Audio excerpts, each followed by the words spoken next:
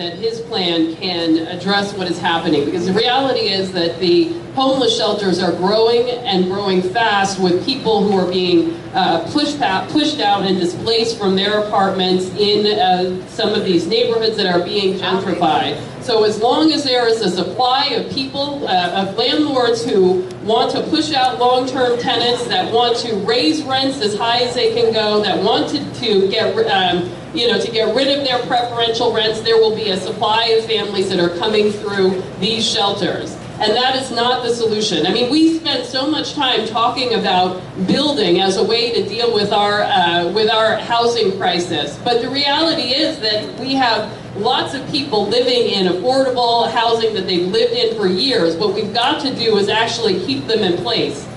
And if you look at Ebbets Field, this is a place where they lost 1,600 units of housing and of tenants over the last 3 years, because there's a desire to get higher rents and move out the existing population.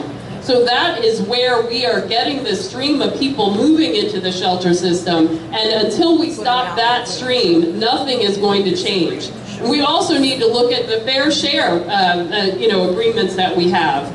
And frankly, where we have to think about where the shelters are being placed. And frankly, there's no reason why Carroll Gardens could not be a good site for a shelter. That's right, Park Slope too.